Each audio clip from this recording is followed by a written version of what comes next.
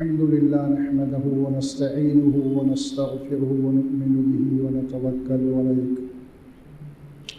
ونعوذ بالله من شرور أنفسنا ومن سيئات أعمالنا من يهده الله فلا مضل له ومن يضلل فلا هادي له ونشهد أن لا إله إلا الله وحده لا شريك له ونشهد أن محمدًا عبده ورسوله الذي أرسله الله بالحق بشيرا ونذيرا أما بعد قال الله تبارك وتعالى أعوذ بالله من الشيطان الرجيم بسم الله الرحمن الرحيم يا أيها الذين آمنوا أطيعوا الله ورسوله ولا تولوا عنه وأنتم تسمعون ولا تكونوا كالذين قالوا سمعنا وهم لا يسمعون إن شر الدواب عند الله الصم البكم الذين لا يعقلون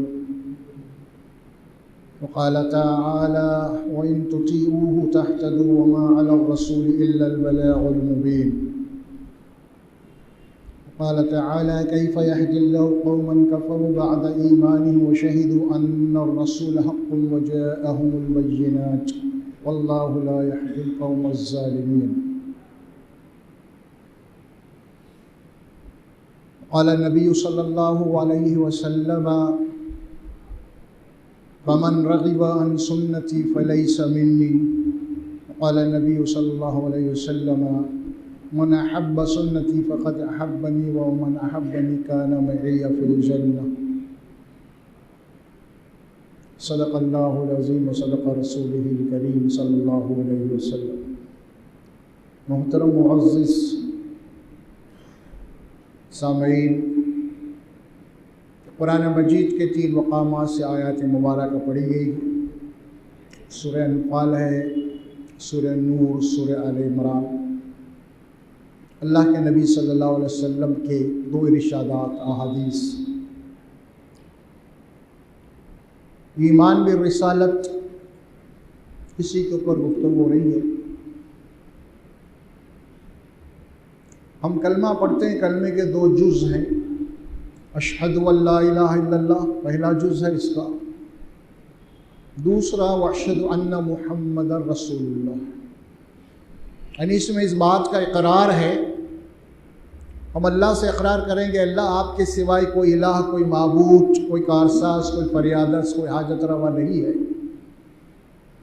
اور ہم صرف آپ ہی کی بندگی، آپ ہی کی عبادت کریں گے۔ یہ اقرار ہے اشہد ان لا الہ الا اللہ۔ اور اشہد ان محمد رسول اللہ میں یہ اقرار ہے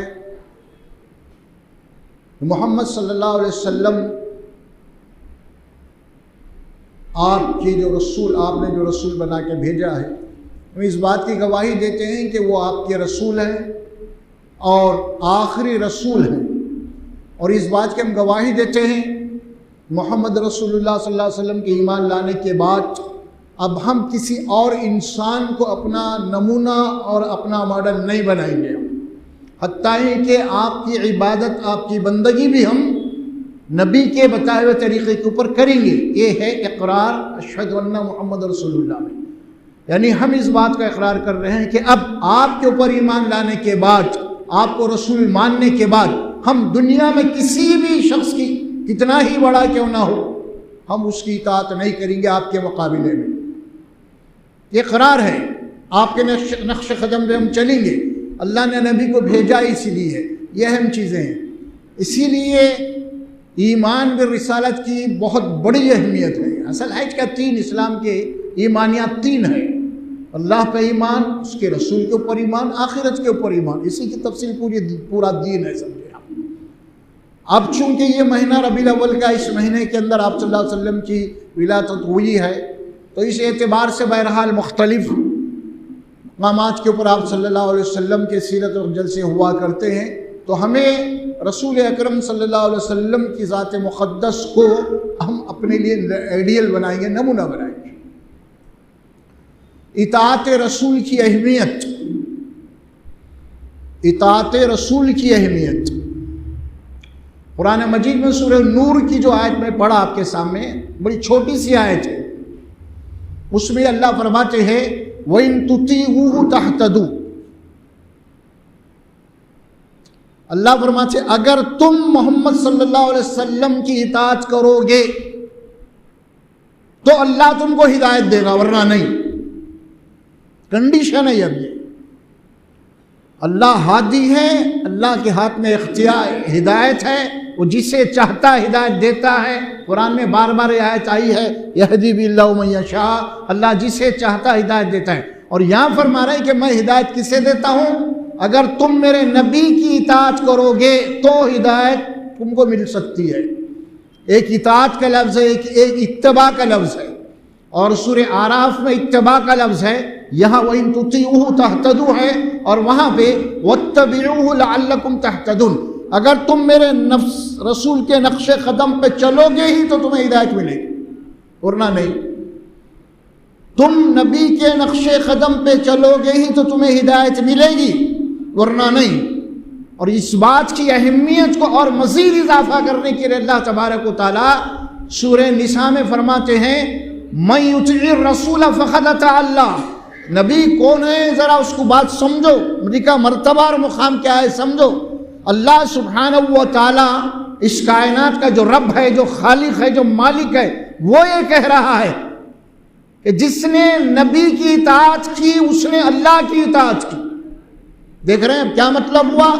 یعنی ہم رسول کی بات کا اگر نہیں مانیں گے تو اللہ کا انکار ہو جائے گا، اگر رسول کی نافرمانی کریں گے تو اللہ کی نافرمانی ہو جائے گی، رسول کی ناقدری کریں گے تو اللہ کی شان میں گستاخی ہو جائے گی۔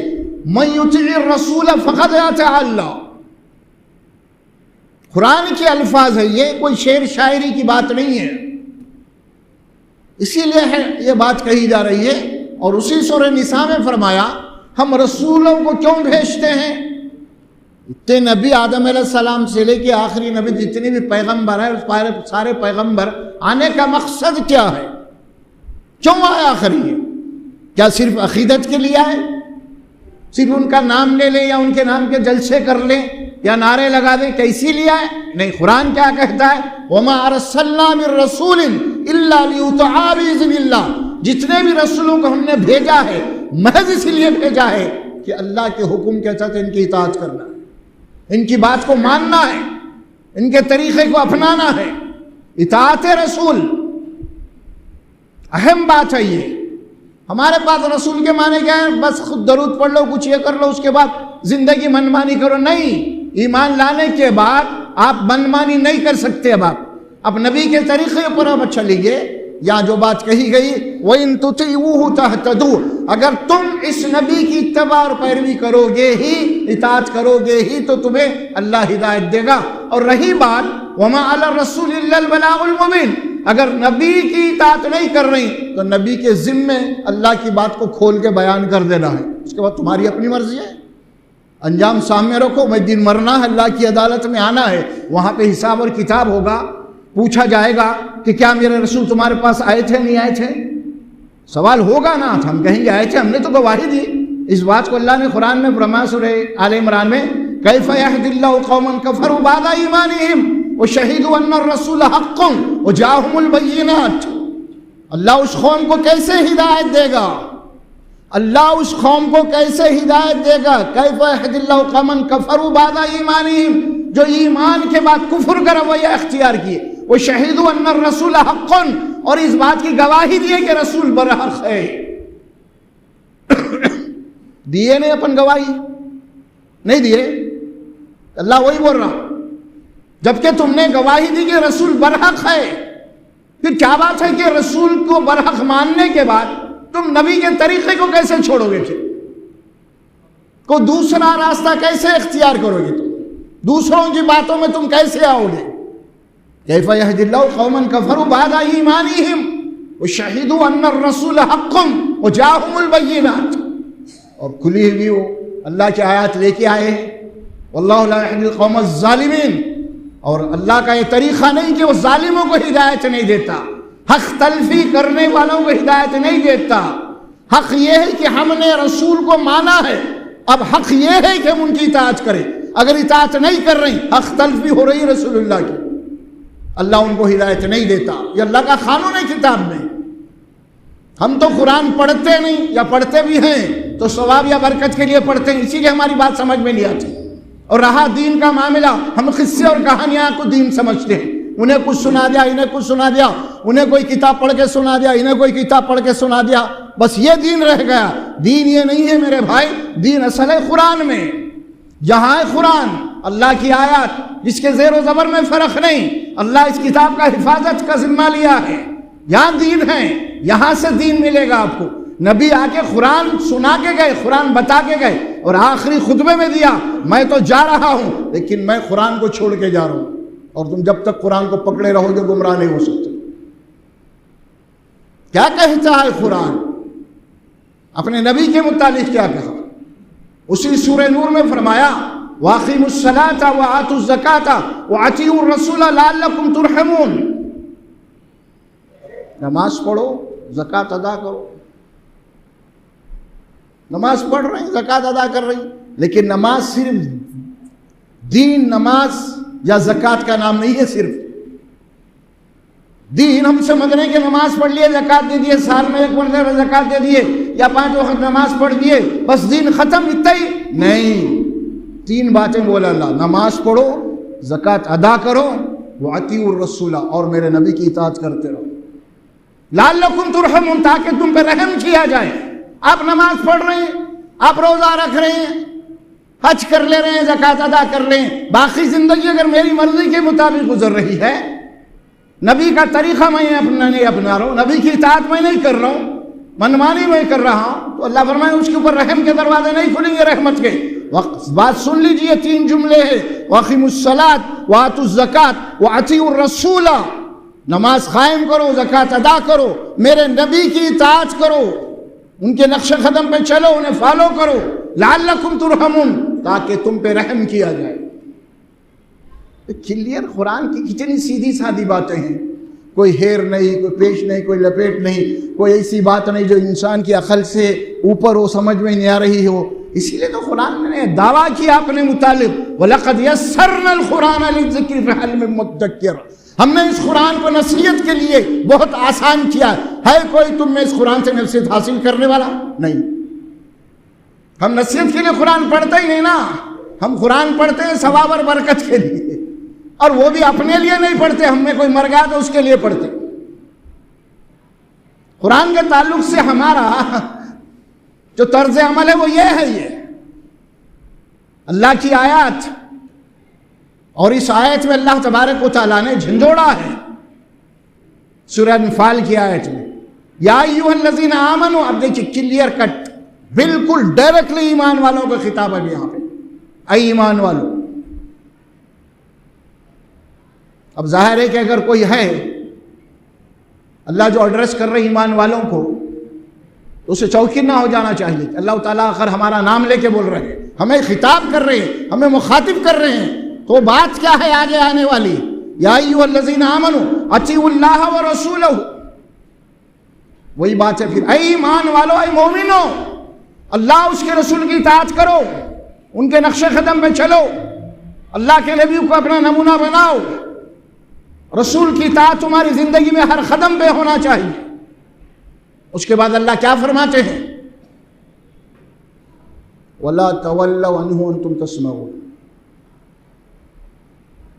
اللہ کی باتیں سننے کے بعد، رسول اللہ نے جو دین دیا ہے، جو شریعت دی ہے، اللہ کے نبی کی باتیں سننے کے بعد، قرآن کی باتیں سننے کے بعد، اس سے روگردانی مت کرو، ٹیک اٹ ایزی مت لیو، انجان مت مارو، خاموش مت رہو، مت پلٹو اللہ کی بات سننے کے بعد۔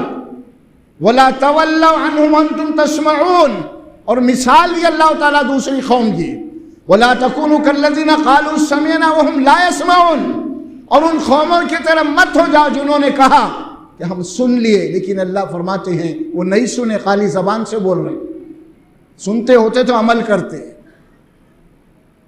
ان کی زندگی میں عمل نہیں ہے، تو اللہ فرمایا کہ عمل نہیں ہے تو یہ باتیں سن رہی نہیں آپ کی، ایک کان سے سن رہے ہیں دوسرے کان سے اڑا دے رہے ہیں اس کو، کوئی آپ کی باتوں کی اہمیت نہیں ہے ان کے پاس، اگر اہمیت ہوتی تو آپ کے ایک ایک جملے کے اوپر جناب علی غور و فکر کرتے ہے نا.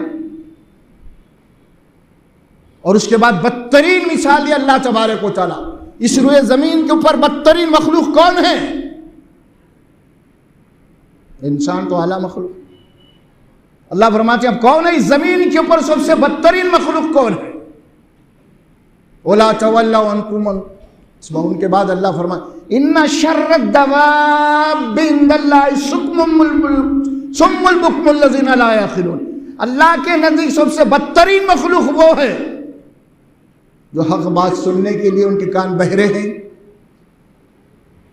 حق بات بولنے کے لیے گونگے ہیں وہ، اور لا یعقلون، دین کے معاملے میں عقل سے کام نہیں لے رہے. دین کے معاملے میں ہم عقل سے کام نہیں لے رہے. اللہ نے یہ عقل جو دی ہے ہمیں وہ دین کو استعمال کرنے کے دی ہے. یہ عقل دی ہے کہ آخرت کو دوزخ سے آگ سے بچانے کے لیے عقل دیا ہے، استعمال کرو آپ. ہم اس عقل کہاں استعمال کرتے ہیں؟ معمولی ترکاری کے بنڈی پہ جاتے ہیں، سوچو آپ ٹماٹر لے رہے ہیں 1 کلو تو اس میں چن چن کے لے رہے ہیں. عقل استعمال کرو. کہاں استعمال ہو رہی عقل؟ دین کے معاملے میں. عقل کو ہم نے استعمال ہی نہیں کیا دین کے معاملے میں. اسی لیے فرمایا کہ زمین کے اوپر سب سے بدترین مخلوق وہ ہے جو دین کے معاملے میں عقل سے کام نہیں لے رہی. غور و فکر کیا بنی؟ کیا ہم نے کبھی دوسری قوموں کو سامنے رکھ کے کیا ہم نے کبھی یہ غور کیا ہے آخر میں مسلمان کیوں ہوں، انہیں کافر کیوں، انہیں مشرک کیوں، بھائی میں مسلمان کیوں ہوں؟ آخر کبھی غور کیا؟ کیا گھر میں پیدا ہو جانے سے مسلمان بن گئے کیا؟ انہیں کافر ہے، گھر میں پیدا ہونے سے کافر ہو گیا کیا؟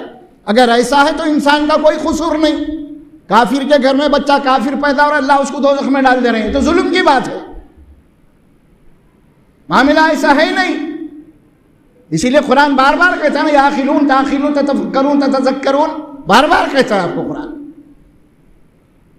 اور اسی سورہ انفال کے پہلے آیاتوں میں یہ بات فرمائی گئی ہے وَأَطِیعُوا اللَّهَ وَرَسُولَهُ إِن كُنتُم مُؤْمِنِینَ. اگر تم یہ دعویٰ کر رہے ہیں میں مسلمان ہوں، بھائی میں مسلمان ہوں، بھائی مومن ہوں، تو پھر تم اللہ اس کے رسول کی اطاعت کرو. نہیں ہے تو خدا حافظ. زبردستی نہیں ہے آپ کے اوپر، اللہ زبردستی کر رہا ہی نہیں کسی کے اوپر بھی. اگر آپ نے ایمان لایا ہے تو پھر عمل کرو. نہیں وَأَطِیعُوا اللَّهَ وَرَسُولَهُ إِن كُنتُم مُؤْمِنِینَ، اگر واقعی میں تم مومن ہیں تو پھر اللہ اس کے رسول کی باتوں کو مانو، اس کے اوپر چلو، عمل کرو. غلطی ہو گئی، گناہ ہو گیا، خطا ہو گئی، لغزش ہو گئی، اللہ سے توبہ کرو، معافی مانگو، اللہ معاف کرنے والا ہے. منمانی زندگی نہیں گزار سکتا. حدیث میں جو بات کہی گئی، رسول اللہ صلی اللہ علیہ وسلم نے بڑی چھوٹی سی حدیث، ایک حدیث کا ٹکڑا ہے جو اکثر خطبہ نکاح میں بھی پڑھی جاتی ہے. فمن رغب فلیس منی، فمن رغب عن سنتی فلیس منی. جس نے میرے طریقے سے اعراض کیا، چھوڑ دیا، جس نے میرے طریقے کو چھوڑ دیا یا منہ موڑا، یا پھر جس کو میرے طریقے سے کوئی دلچسپی نہیں ہے. رغبت کا لفظ آتا ہے قرآن میں، حدیث میں رغبہ، رغبت ہونا، اس سے رغبت، چاہت. تو اللہ کے نبی نے کیا فرمایا؟ جس نے میرے طریقے کو چھوڑ دیا یا میرے طریقے سے اعراض کیا، منہ موڑا، یا جس کو میرے طریقے سے محبت نہیں یا میرے طریقے سے رغبت نہیں، تو کیا فیصلہ دیا رسول اللہ نے صلی اللہ علیہ وسلم؟ وَمَنْ رَغِبَ عَنْ سُنَّتِي فَلَيْسَ مِنِّي، وہ میرا امتی نہیں ہے. بول دیا، کوئی تعلق نہیں ہے میرا اس سے.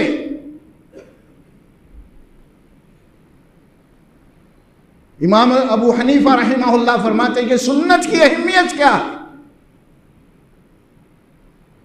کوئی مسلمان اللہ کے نبی صلی اللہ علیہ وسلم کی کسی سنت کو اگر حقیر سمجھ کے چھوڑ رہا ہے تو اس کا شمار کفر میں ہوگا. لفظ کا استعمال کیا؟ حقیر سمجھ کے چھوڑ رہا ہے. ارے میں تو معمولی چیزیں میں چھوڑو. کسی سنت کو نے اگر یہ سمجھ کے چھوڑ رہا، ارے یہ تو معمولی ہے چھوڑ دو یار، تو اس نے کفر کیا. بڑی اہمیت ہے. ہم کو ایک طرف دعویٰ ہے کہ مسلمان ہے، عقیدت ہے، فلاں ہے فلاں ہے، تو پھر یہ عقیدت اور محبت جب ہے تو نبی کی زندگی ہمارے پاس کہاں ہے بھائی؟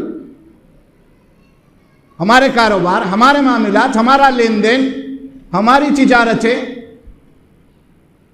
کیسے ہیں آخر؟ ہمارے اخلاق کیا ہیں آج؟ ہماری زبانیں کیسی ہیں آج؟ کیسی ہیں؟ کیا ہم کبھی زبان کو سوچ سمجھ کے استعمال کرتے ہیں؟ ہماری زبانیں تو قینچی کی طرح چلتے ہیں. جس کو دل میں، جو دل میں ہم نے کہہ دیا اس جملے سے کیا اس کا دل ٹوٹ رہا ہے، اس کو تکلیف، کوئی احساس ہی نہیں ہے مسلمان کو آج. اور نبی کا امت ہی ہے.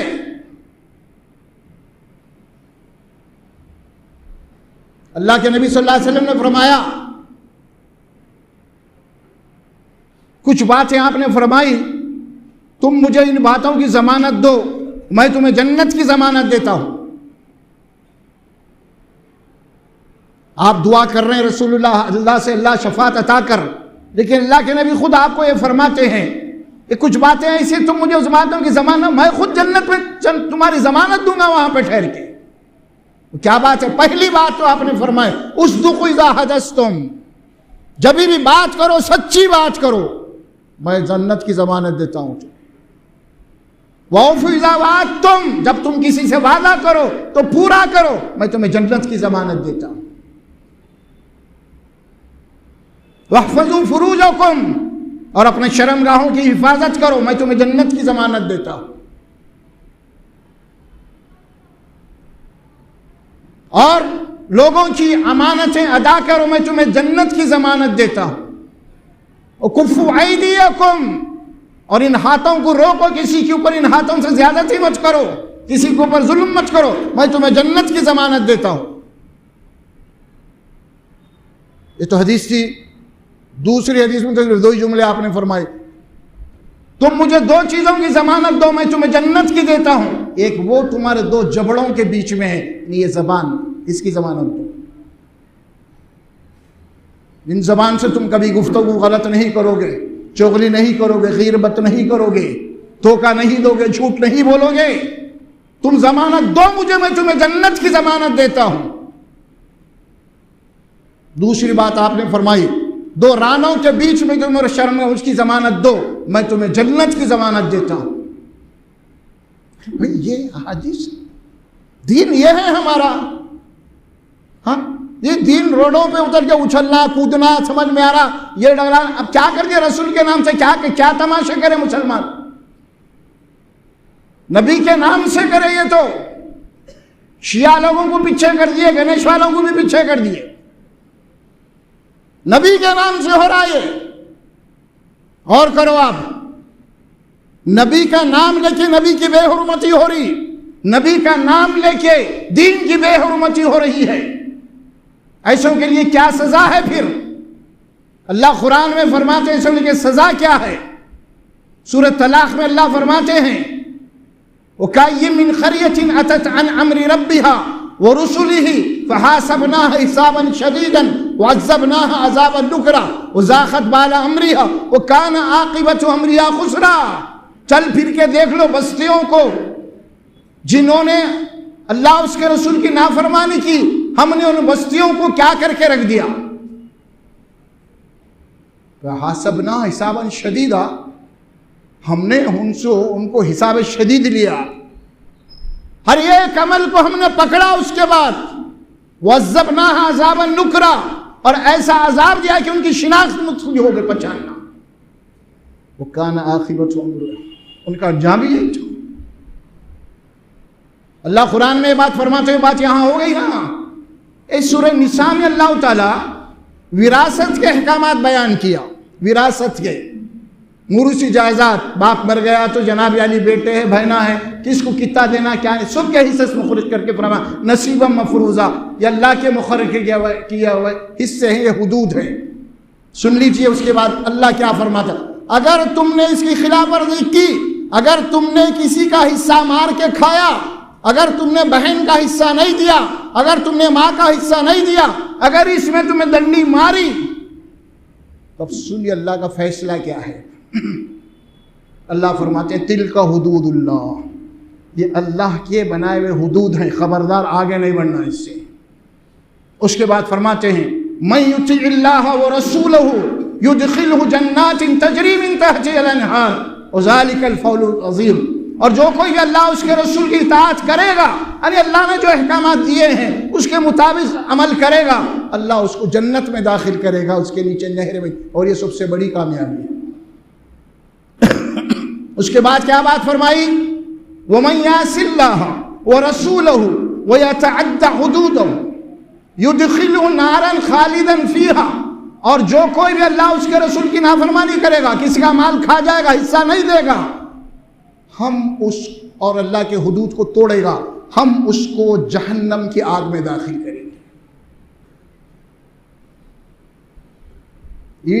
ایزی مت لیجیے آپ، یہ جو سانس چل رہی ہے نا، کب بند ہوتی نہیں معلوم، جیسے ہی بند ہو گئی آپ اللہ کے سامنے آ گئے۔ ٹیک اٹ ایزی مت لیجیے، آسان مت لیجیے آپ، ارے چلتا نہیں، چلتا نہیں چلتا۔ اللہ فرماتے ہیں کہ ایک ہی ایک حساب لیا جائے گا، وَإِن كَانَ مِثْقَالَ حَبَّةٍ مِّنْ خَرْدَلٍ أَتَيْنَا بِهَا، اگر تمہارا ایک عمل بھی رائی کے دانے کے برابر ہے اور ہم اس کا حساب لیں گے، لے کے آئیں گے تمہارے سامنے، أَتَيْنَا بِهَا وَكَفَى بِنَا حَاسِبِينَ، اور ہم حساب لینے کے لیے کافی ہیں۔ ہم کو کیا کیا گیا معلوم، فضائل میں ہم کو تھپک تھپک کے سلایا گیا، ارے تم یہ کر لو اتنی فضیلت، یہ اتنی فضیلت، مسواک کر لو اتنی فضیلت ہے، بیٹھ کے پانی بھی اتنا فضیلت ہے، جناب ٹخنوں سے اوپر اتنا پی لو، بھائی یہ بھی ساری سنتیں ہیں، لیکن یہ سنتیں آپ کے ذات سے چمٹی ہوئی ہیں، وہ سنتیں جس کو سنت پہ عمل، سنت کو چھوڑنے سے جو دوسروں کا نقصان پہنچتا ہے۔ نبی کی ایک سنت ہے، کیا ہے بھائی سنت، بولو آپ، نبی کبھی جھوٹ بولے نہیں بولے، یہ سنت ہے نہیں ہے۔ اگر میں اور آپ جھوٹ بولیں گے تو سنت کی خلاف ورزی ہوئی یا نہیں ہوئی، ہے نا؟ کیا نبی کسی کا مال کھا گئے؟ نہیں کھائے۔ اگر ہم کسی کا مال کھا گئے تو سنت کی مخالفت ہوئی یا نہیں ہوئی؟ بولو آپ۔ ایک آدمی اگر ٹھہر کے پانی پیتا ہے تو اس کو کوئی گنہگار نہیں ہوتا، لیکن یہ ایک آدمی دوسرے کا مال کھا جاتا ہے نا، وہ ظالم ہو جاتا ہے، ظلم ہے یہ، اس کا حساب لیا جائے گا۔ اگر آپ مسواک نہیں کریں کبھی، اس کا حساب نہیں لیا جائے گا، لیکن لوگوں کا اگر مال کھا جائیں گے آپ، حساب لیا جائے گا، آپ سے ایک ایک پائی کا حساب لیا جائے گا۔ مت چھوڑیے آپ حرام بھی کھا رہے ہیں، آپ وہ کر رہے ہیں، یہ کر رہے ہیں، پھر بھی مست ہے، آپ سمجھ رہے ہیں، دیکھا جائے گا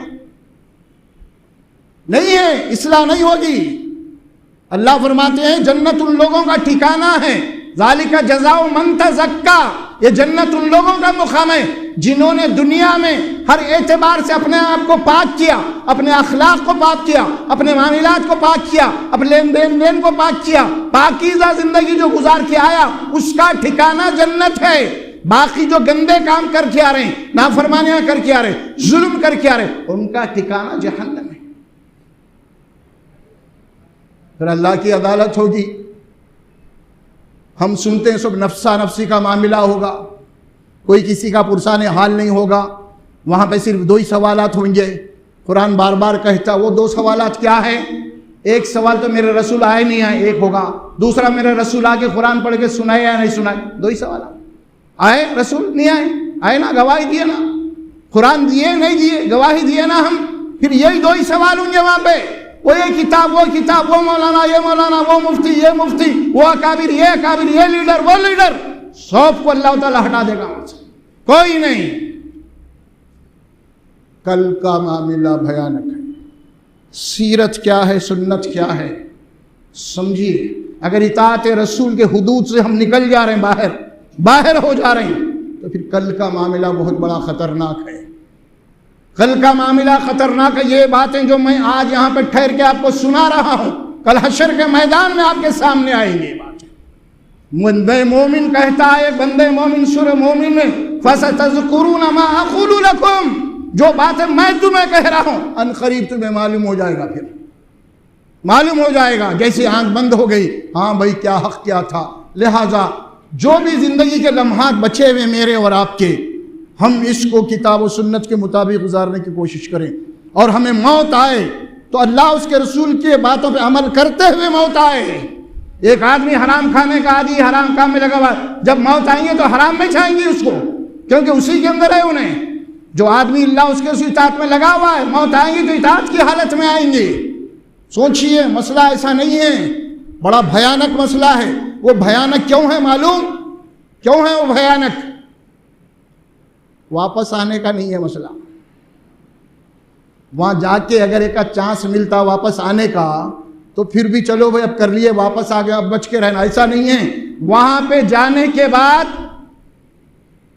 کوئی واپسی کا مسئلہ نہیں ہے۔ چیخیں گے، چلائیں گے، کچھ بھی کریں گے، نہیں، وقت ختم ہوگا تمہارا، برخاست جو ہم نے زندگی دی تھی وہ ختم ہو گیا۔ جانیے، سوچئے، یہ لوگوں کے بہکاوے باتوں میں مت آئیے۔ لوگ یہ کہتے ہیں کہ تو مسلمان ہے، تو کلمہ پڑھ لیا، جنت میں جائے گا، تیرا کیا ہے؟ تو کیا، تیرا سایہ بھی رسول سے نہیں دیکھا جائے گا۔ کیوں؟ تو کیا، تیرا سایہ بھی جہنم میں نہیں جائے گا۔ کیوں؟ یہ رسول پاک سے دیکھا نہیں جائے گا۔ حوض کوثر کے اوپر رسول اللہ کھڑے ہوئے ہیں، امتی آ رہے ہیں، آپ پانی پلا رہے ہیں، صف ہے امتیوں کی، فرشتے آئیں گے، اس صفوں کے اندر سے کچھ لوگوں کو کھینچ لیں گے۔ رسول اللہ کہیں گے، اے جبرائیل، یہ میرے امتی ہے، امتی، یہ میرے امتی ہے۔